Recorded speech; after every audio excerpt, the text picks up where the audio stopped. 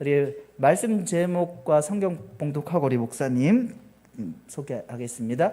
옆에 내면의 말씀 제목으로 한번 인사하겠습니다. 당신은 하나님의 읽히는 편지입니다. 당신 하나님의 읽히는.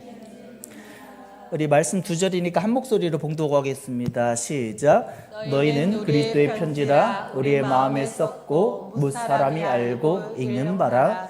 너희는 우리로 말미암아 나타난 그리스도의 편지니 이는 먹으로 쓴 것이 아니요 오직 살아계신 하나님의 영으로 쓴 것이며 또 돌판으로 쓴 것이 아니요 오직 육의 마음으로 쓴 것이라. 아멘. 우리 성장님 목사님 나오실 때 우리 박수로 환영하겠습니다. 감사합니다.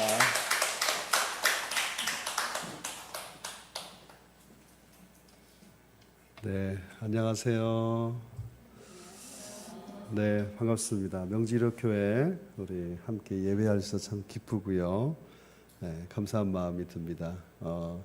저는 이제 두란노 아버지 학교라는 프로그램을 계속 이렇게 하고 있고요. 두란노 부부 학교라는 프로그램도 함께 하고 있는데 거기서는 자기를 소개할 때 또 특별하게 소개를 해요. 그렇게 한번 해보고 싶은데 괜찮을까요? 네. 저는 사랑하는 아내 전현숙 자매의 남편 성정민 형제입니다. 여러분 반갑습니다.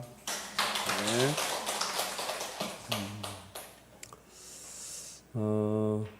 제가 좋아하는 단어가 있는데요. 옆이라는 단어와 곁이라는 단어가 있어요. 옆이라는 말은 공간이라는 의미가 있어요. 그죠? 근데 곁이라는 말은 관계의 의미가 있어요. 그래서 오늘 내 옆에 있는 분이 아니라 내 곁에 있는 분. 그래서 옆은 어디에 있느냐의 문제고요. 그렇죠? 곁은 누구와 함께 있느냐의 문제예요. 그래서 옆에 우리 곁에 있는 분들에게 이렇게 좀 마음을 담아서 인사해 주시겠어요? 제 곁에 계셔 주셔서 감사합니다. 네, 곁에 안 계셔가지고 앞에 계신 우리 내 곁에 아무도 없어 그런 모습을 보이셨는데 항상 누군가의 곁을 이렇게 내어줄 수 있으면 좋겠다. 네, 그게 교회가 아닌가 그런 마음이 듭니다.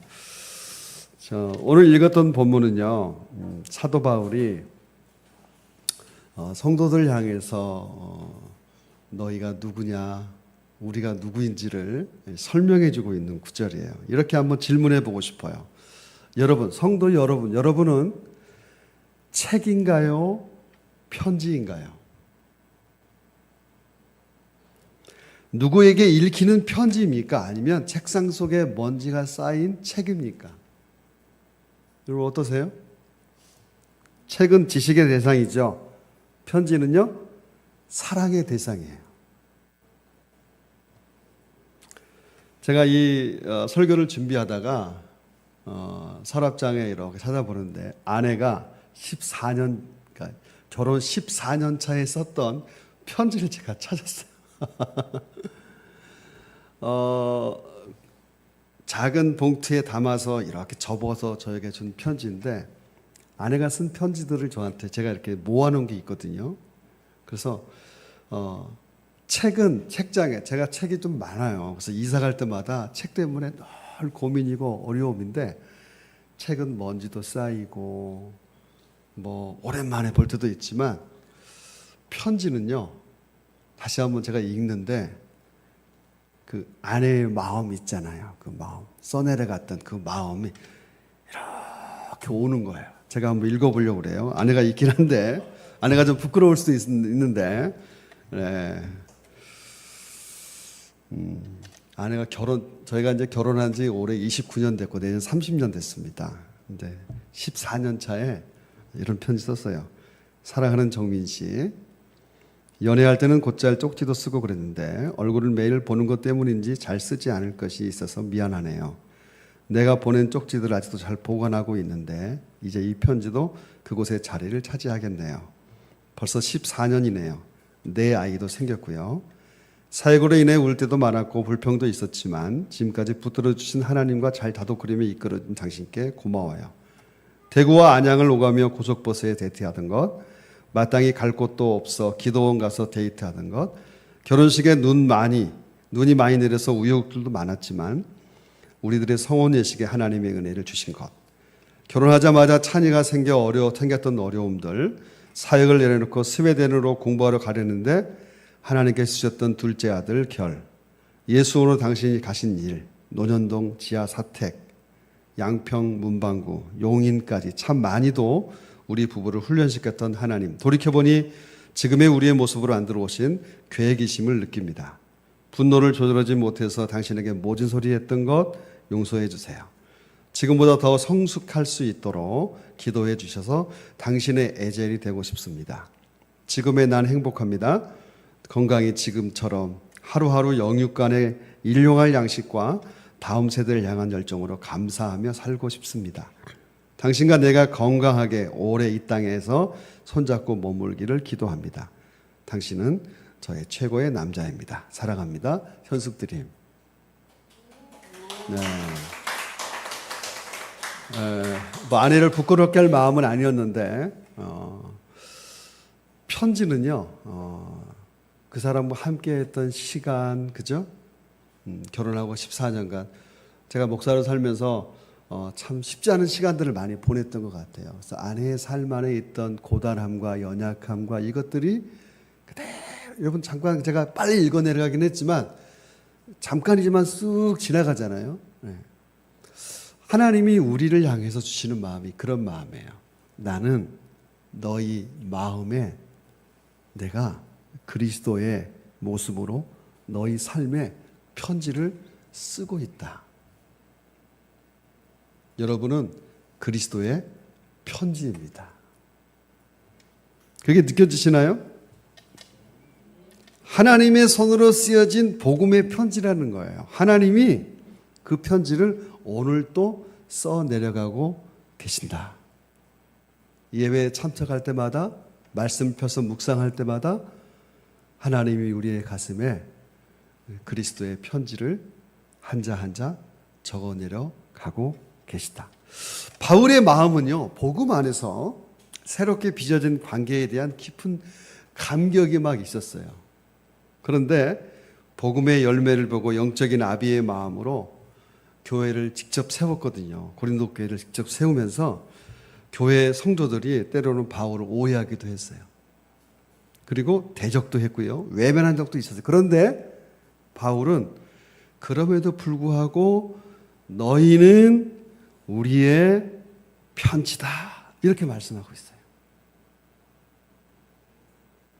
이것은 비난하는 대상이 아니라 하나님께서 쓰신 증거를 그대로 보고 있는 바울의 마음을 엿볼 수 있어요. 바울은 상처받은 목자의 마음으로 그들을 다시 이렇게 품고 있어요. 쉽지 않았을 거예요.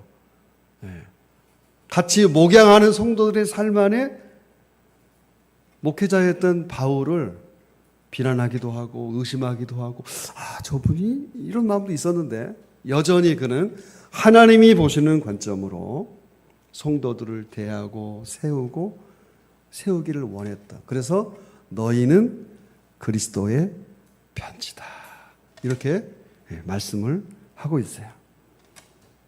단지 변화된 행동이 아니라 본질이 바뀌었다는 거예요. 본질이. 그래서 감격의 마음으로 이렇게 표현을 하고 있어요. 하나님은 어떤 마음일까요? 바울을 통해서 하나님이 사람들 안에 너희가 그리스도의 편지다, 이렇게 하신 하나님의 마음은요, 하나님은 글이 아닌 사람을 통해 복음을 써 내려가기를 원하세요. 우리가 성경을 받았잖아요. 이 성경이 하나님의 말씀이에요. 성경을 통해 하나님이 하나님의 말씀들을 전하고 하나님 나라를 세워가시는데, 더 실질적인 하나님의 역사하심을 원하시는 것은 우리의 마음 안에 그리스도의 편지를 계속 쓰셔서 그 일을 이루어가기를 원하신다는 거예요. 먼지 쌓인 책이 아니라 제 아내가 그러니까 14년 전에 저에게 써준 편지는요, 제가 준비하면서 읽는데 뭉클뭉클해요. 한 줄 한 줄에. 여러분은 들을 때 어떻게 들었는지 모르겠지만 저는요, 그 편지를 이렇게 다시 읽는데 지나간 14년의 시간이 그대로 필름처럼 그대로 보여져요. 하나님은 우리의 마음 안에 그리스도의 편지를 쓰셔서 하나님이 보시는 그 관점을 여러분 마음 안에 또는 우리를 통해 읽어가는 사람들의 마음 안에 하나님이 쓰신 그 그림들을 보여주기를 소원하세요. 저는 강의도 하고 설교도 하고 상담도 하지만 제가 코로나 시절에 하나님이 저에게 준 세컨 잡이 생겼어요. 코로나 때가 되니까 모든 강의, 그죠? 우리가 다 경험했잖아요. 모든 강의와 모든 만남이 다 스탑이 되니까 아무것도 행할 수 없어요. 그래서 제가 아내가 편지에 썼지만 아이들이 4명이에요. 네. 큰애가 딸이고요. 29살이고요. 둘째가 아들 26살, 셋째가 24살 아들, 넷째가 23살 아들. 내 아이의 아빠니까요. 어떻게 해요? 그냥 있을 수 없잖아요. 뭘 해야 되지? 목사가. 네. 그러다가 하나님이 이렇게 지혜를 주셔서 제가 기술을 배웠어요. 무슨 기술을 배웠냐? 여러분 지금 더운데 시원한 바람 나오잖아요. 에어컨을 다 뜯어가지고 안에 청소하는 걸 제가 배웠어요. 제가 6년 차에 지금 하고 있습니다. 지금도 엊그제까지 계속 알바로 한 번씩 해요. 강의 없고 상담 없고 예배 없는 날은 가서 노동하면서 그 일들을 하고 있어요. 중요한 건 뭐냐면요. 목사로서 설교하는 것도 그리스도의 편지이지만 노동하면서 제 마음 안에 이런 마음을 주세요. 내가 한 대를 청소해도 깨끗하고 꼼꼼하고 그런 마음으로 그게 하나님이 제 가슴을 통해 세상을 향해서 써 내려가기를 원하시는 그리스도의 편지의 모양이라는 거예요. 제가 청소 3년 차가 됐을 때 꾀가 생기더라고요. 빨리 하고 많이 하고 그러면 수입이 많아지잖아요. 네. 하나님이 그게 아니야. 그래서 일의 욕심을 내려놓고 일이 많이 들어오면 어떻게 해요? 돈은 많아지죠. 그럼 목사가 어떻게 될까요? 돈이 많아지면. 이거 목사보다는 이게 나은데?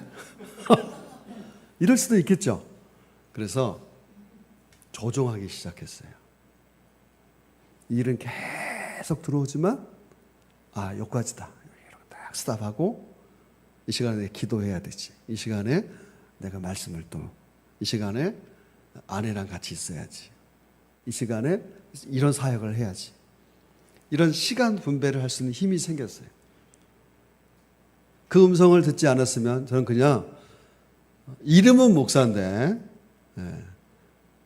청소하는 노동자로 전락할 수도 있어요. 하나님이 우리의 마음 안에 그리스도의 편지를 쓰신 이유는요. 너의 삶을 통해서 그리스도가 하나님의 아들이고 구원자이신 것을 보여주기를 원하세요. 예배당 안에서 나는 예수님을 잘 믿습니다. 찬양합니다. 하나님 감사합니다. 이것도 너무 중요해요. 하지만 그것과 거의 같게 하나님은 예배당 문을 나가서 우리의 삶에서 우리의 제일 가까운 이웃이 누구죠? 가족이죠. 아내에게, 남편에게 나는 그리스도의 편지인가? 예배당에서는 천사 같아. 말도 잘해. 맨날 웃어. 집에 가면 짜증이야. 이건 좀 생각을 해봐야 될 문제예요. 나는 어떠한가?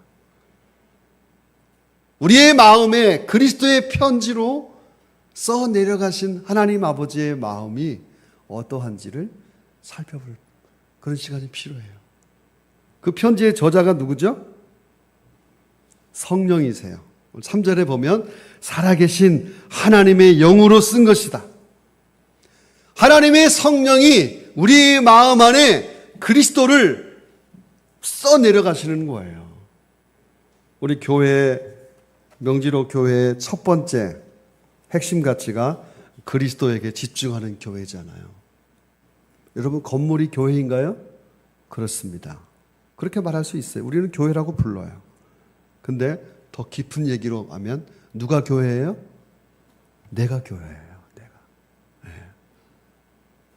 교회의 핵심 가치, 나의 핵심 가치는 그리스도에 집중하는 것이에요. 내 삶 안에, 내 가슴 안에 편지를 쓰시는 저자가 누구라고요? 성령님, 성령님. 성령님이 이 시간 예배를 통해 또 여러분 마음 안에 그리스도의 흔적을 적어 내려가고 계세요.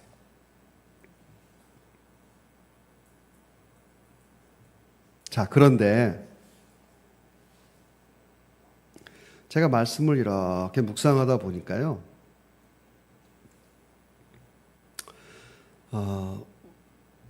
하나님이 우리에게 우리의 마음에 편지를 쓰시는데, 우리의 마음이 어떤 것이에요? 우리의 마음은요, 모든 것보다 가장 부패된 것이 우리의 마음이고요. 우리의 마음은요, 상처받기 가장 쉬운 것이 우리의 마음이에요. 율법은 어디에 썼죠? 대답을 좀 해줘 보세요. 율법을 하나님이 어디다 썼어요? 네, 돌판에. 돌판에 쓴 건 지워져요, 안 지워져요? 안 지워지죠. 십계명 돌판에 율법을 새겨주셨어요. 근데 오늘 우리 이 그리스도의 편지는 어디에 쓰겠다고 말씀하세요? 우리의 마음 안에. 여러분 마음 안에 그리스도의 편지가 쓰여진다는 게 어떤 거예요? 상처받기 쉽고. 우리가 요즘에 젊은 사람들 이렇게 표현해요. 마상. 나 마상이야. 마음의 상처를 받으시나요? 안 받으시는 분 계세요 혹시? 목사님 저는요 믿음이 좋아서요. 마음의 상처쯤이야 뭐. 그럴 수 있나요? 그럴 수 없어요. 목사는 상처 안 받을까요? 목사는 상처 안 받을까요? 바울도 오늘 보니까 바울도요 자기를 향해서 당신 사도가 맞아? 이런 것부터 시작해서요 계속되는 질문들이 있었어요. 성도들 안에. 근데 오늘 바울은 하나님 주신 마음으로 성령 하나님이 우리의 마음에 그리스도의 편지를 쓰신다는 거예요. 그렇게 연약하고 상처받기 쉬운 그곳에 그리스도의 마음을 그리스도의 편지로 쓰기를 원하신다는 거예요. 제 삶 안에 상처가 큰 상처가 있어요. 감추기 어려운. 여러분 보시기에는 여러분 보시기에 눈을 떠서 보시기에 상처가 있는 사람처럼 보여요? 없는 사람처럼 보여요? 상처가 있는 사람처럼 보이세요? 대답을 한번 해주셔야 이게 되잖아요, 이게. 응? 제가요, 감추기 어려운 상처가 있어요. 88년 2월 9일 오전 10시 프레스 작업을 하다가요, 손가락을 이렇게 잃어버렸어요. 손가락 2개가 기계 속으로 들어가 버렸어요. 제 삶 안에 감추기 어려운 상처잖아요. 손이기 때문에. 그래서 늘 붕대로 감고 다니고요. 주머니에 넣고 다녔어요. 이렇게. 겨울이 좋았어요. 왜 그랬을까요? 장갑. 저의 이 연약한 이 마음 안에 아내가 저의 왼손을 이렇게 잡아줬어요. 그리고 먼저 프로포즈를 해줬어. 나는 결혼 못할 줄 알았어요. 그걸 통해서 내 마음 안에 안정감을 줬어.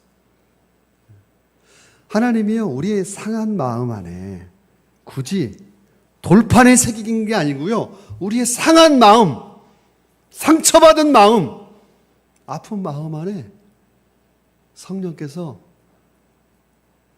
그리스도의 편지를 쓰기를 원하신다는 거예요. 제가 이렇게 왼손이 회복되고 나서 생긴 별명이 있어요.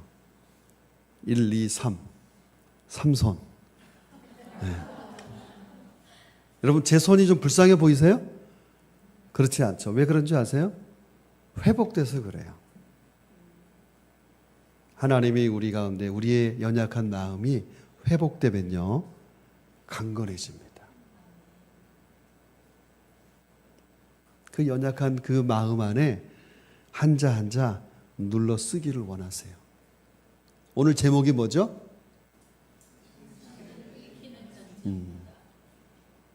그래서 그 편지를 읽히기를 원하세요. 누가 읽을까요? 교회 안에 성도끼리 서로 읽어요. 아, 이분이 그리스도의 편지로 살고 계시구나. 그리고 누가 읽어요? 내 가족이 읽어요. 나는 읽히는 존재예요. 나는 안 읽히는 책이 되고 싶어요. 한쪽에 먼지 막 쌓여있는 그런 마음 있으세요? 하나님이 그렇게 우리를 세우기를 원치 않으세요. 여러분 한 분 한 분을 세우셔서 읽히는 편지가 되기를 원하세요. 문 밖을 나갈 때, 시장 갈 때요. 자꾸 콩나물 깎지 마세요. 네. 우리의 마음 안에 네. 더 깎고 싶어. 500원이라도 더. 네. 근데 우리의 마음 안에 누가 쓰고 계신다고요? 성령께서 그리스도의 편지를 쓰고 있어. 그러면 내가 500원 더 주고 내 모습을 그에게 읽히게 하는 게 더 중요할 것 같아. 500원 싸게 사는 게 중요한 게 아니라. 운전하다가 신호를 지금 조금 밟으면 신호를 지나갈 것 같아. 예. 그러다가 어려움이 생겨요. 첫 번째 신호를 그렇게 지나가고 나면 다음 신호는 어떻게 돼요? 또 그렇게 지나가요. 또 그렇게. 예. 내 안에 성령이 나를 쓰시도록 좀 멈춰보는 그게 그리스도의 핵심 가치예요. 그게 우리 교회가 명지로 교회가 여러분 한 분 한 분이 그리스도의 편지가 된다는 것이 그것을 말하고 있어요. 읽히는 편지예요. 하나님이 우리를 통해서 그리스도가 읽혀지기를 원하세요. 내 삶을 통해서, 내 가정을 통해서, 내 자녀들이 내 삶을 그리스도의 편지로 읽고 있는가?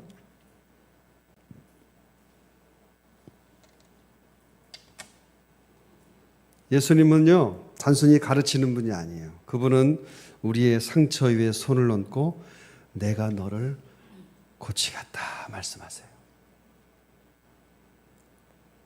저는 치유 사역을 계속 하기 때문에 상처받은 사람들이 회복되는 것들을 많이 봅니다.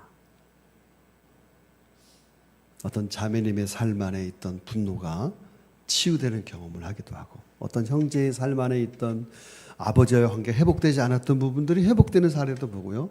그래서 그의 삶 안에 목사님 제가요 자유를 얻었어요. 아버지를 용서하지 못할 때는요 너무너무 이게 맺힌 게 있었는데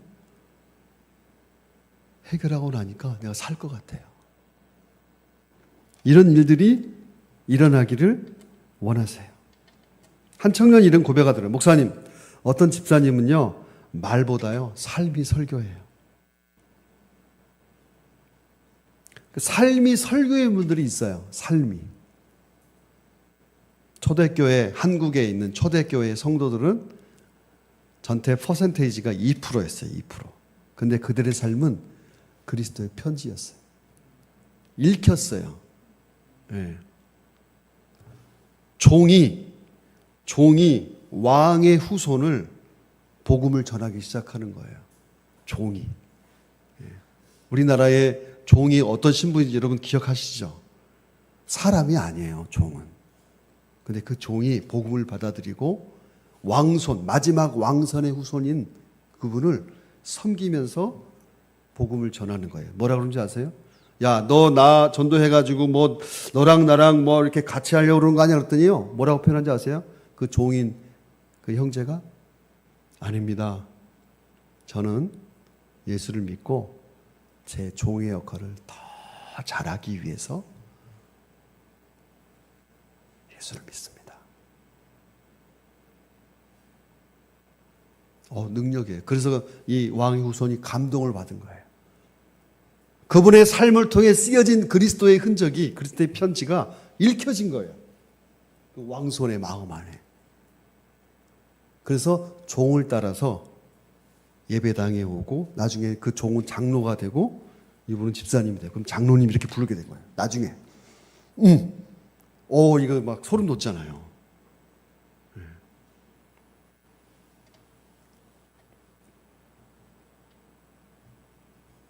자, 말씀을 좀 마무리해 볼게요.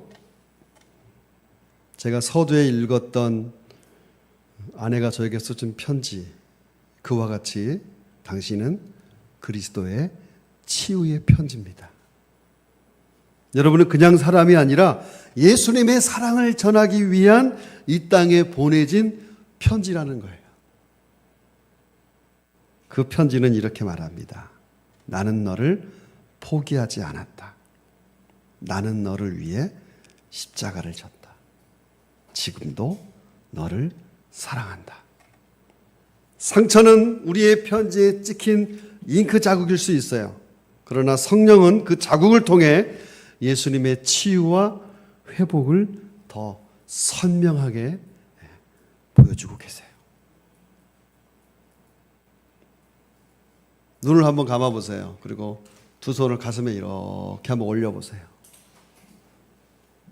이 시간 성령님이 내 마음에 써내려 가시는 그 편지를 한번 살펴보세요.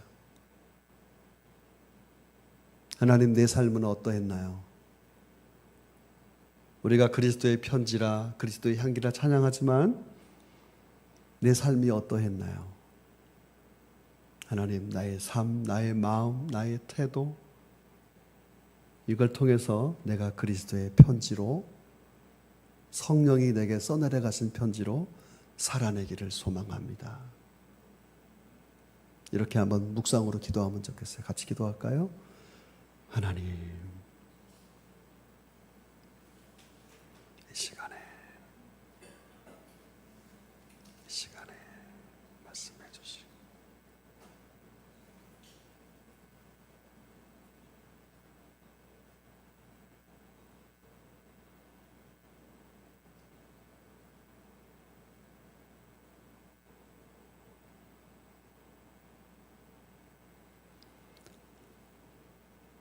하나님 아버지,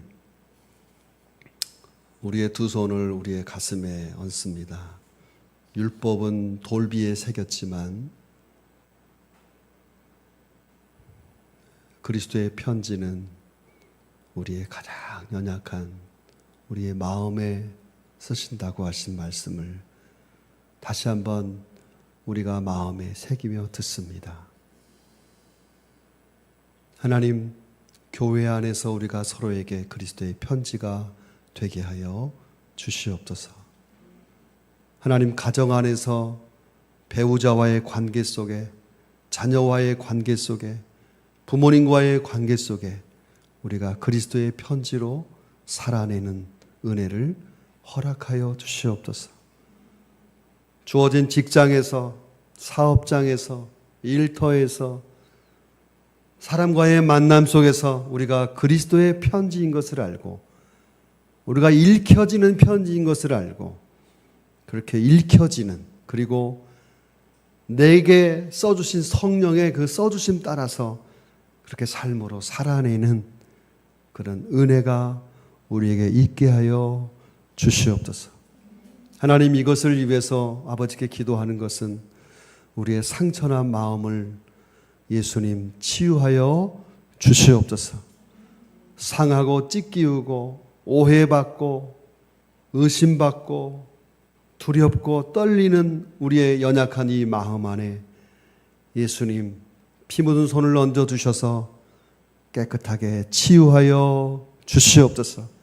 상한 감정을, 상한 심령을 찾으시는 주님, 그 상한 심령에 성령님께서 이 시간 임재해 주셔서 깨끗하게 회복시키는 은혜를 허락하여 주시옵소서. 감사하고 살아계신 예수님의 이름으로 기도하옵나이다. 아멘.